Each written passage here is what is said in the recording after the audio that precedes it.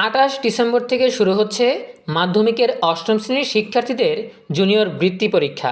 অংশ নিচ্ছে প্রায় ৩.৫ লাখ শিক্ষার্থী। জুনিয়র বৃত্তি পরীক্ষা সংক্রান্ত সকল তথ্য থাকছে আমাদের আজকের ভিডিওতে।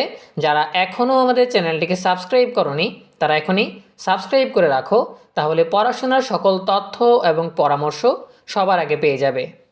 সারা দেশে একযোগে শুরু হতে যাচ্ছে ২০২৫ সালের জুনিয়র বৃত্তি পরীক্ষা। দীর্ঘ এক যুগ বন্ধ থাকার পর ফের পরীক্ষা শুরুর বছরেই মেধা যাচাইয়ে অংশ নিচ্ছে ৩,৪৬,৫৯১ জন শিক্ষার্থী। দেশের ৬১১টি কেন্দ্রে অনুষ্ঠিত হতে যাওয়া এই পরীক্ষা ঘিরে প্রশ্নপত্র প্রণয়ন, মুদ্রণ, বিতরণ ও কেন্দ্র ব্যবস্থাপনায় সর্বোচ্চ নিরাপত্তা নিশ্চিত করেছে শিক্ষা বোর্ডগুলো। সংশ্লিষ্টরা জানান, মাধ্যমিক ও উচ্চ মাধ্যমিক শিক্ষা বোর্ড ঢাকার তত্ত্বাবধানে আয়োজিত এই পরীক্ষা সুষ্ঠুভাবে সম্পন্ন করতে এরই মধ্যে ৬৪ জেলার সংশ্লিষ্ট কমিটির কাছে কঠোর নিরাপত্তা বলয়ের মধ্য দিয়ে প্রশ্ন ও উত্তরপত্র পৌঁছেও দেওয়া হয়েছে। দেশব্যাপী জুনিয়র বৃত্তি পরীক্ষা আয়োজন নিয়ে আন্তঃশিক্ষা বোর্ড পরীক্ষা নিয়ন্ত্রক কমিটির আহ্বায়ক ও ঢাকা শিক্ষা বোর্ডের পরীক্ষা নিয়ন্ত্রক অধ্যাপক এস.এম. কামাল উদ্দিন হায়দার বলেন, জুনিয়র বৃত্তি পরীক্ষা শিক্ষার্থীদের মেধা ও সৃজনশীলতা যাচাই করার গুরুত্বপূর্ণ একটি ধাপ। এজন্য সব ধরনের প্রস্তুতি সম্পন্ন করা হয়েছে এবং পরীক্ষা যেন সুষ্ঠু, সুন্দর ও শান্তিপূর্ণ পরিবেশে অনুষ্ঠিত হয় সেই লক্ষ্য নিয়ে সর্বোচ্চ সতর্কতা নেওয়া হয়েছে। তিনি আরও জানান, প্রশ্নপত্র প্রণয়ন, মুদ্রণ ও বিতরণ থেকে শুরু করে কেন্দ্র পর্যায়ে সব ব্যবস্থা দৃঢ় নিরাপত্তা ও স্বচ্ছতার সঙ্গে সম্পন্ন হয়েছে। সারা দেশের ৬১১টি কেন্দ্রে পরীক্ষার্থীরা নির্ধারিত সময়সূচি অনুযায়ী পরীক্ষা দিতে পারবেন এবং কোনোভাবেই প্রশ্ন ফাঁস বা বিশৃঙ্খলা ঘটতে দেওয়া হবে না।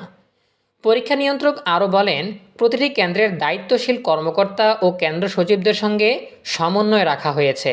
এছাড়া জেলা পর্যায়ের পর্যবেক্ষকরা সার্বক্ষণিক নজরদারি করবেন। অভিভাবক ও শিক্ষার্থীদের আমরা অনুরোধ করছি, গুজবে কান না দিয়ে শুধু বোর্ডের নিয়ম মেনে পরীক্ষা দিন। কেন্দ্র ব্যবস্থাপনা, নিরাপত্তা এবং পরীক্ষা সংক্রান্ত সব নির্দেশনা মাঠ পর্যায়ে কঠোরভাবে বাস্তবায়ন করা হবে বলেও জানান তিনি। মাধ্যমিক ও উচ্চশিক্ষা অধিদপ্তর প্রকাশিত রুটিন অনুযায়ী ২০২৫ সালের জুনিয়র বৃত্তি পরীক্ষা প্রতিদিন সকাল 10টা থেকে দুপুর 1টা পর্যন্ত অনুষ্ঠিত হবে। এর মধ্যে ২৮ ডিসেম্বর রোববার বাংলা বিষয়কোড ১০১, ২৯ ডিসেম্বর সোমবার ইংরেজি বিষয়কোড ১০৭, ৩০ ডিসেম্বর মঙ্গলবার গণিত বিষয়কোড ১০৯ এবং ৩১ ডিসেম্বর বুধবার বিজ্ঞান বিষয়কোড ১২৭ ও বাংলাদেশ ও বিশ্ব পরিচয় বিষয়কোড ১৫০ পরীক্ষা অনুষ্ঠিত হবে।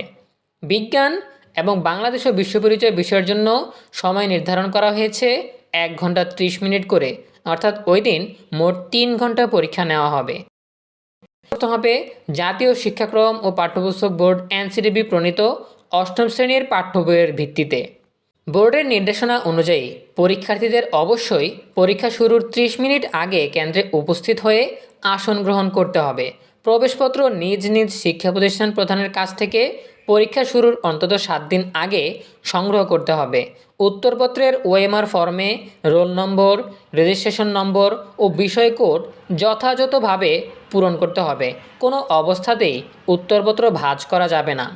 পরীক্ষায় বোর্ড অনুমোদিত সাধারণ সায়েন্টিফিক ক্যালকুলেটর ব্যবহার করা যাবে, তবে কেন্দ্র সচিব ছাড়া অন্য কোনো ব্যক্তি বা পরীক্ষার্থী মোবাইল ফোন বা অন্য কোনো ইলেকট্রনিক ডিভাইস কেন্দ্রে নিতে পারবে না বলেও জানানো হয়েছে।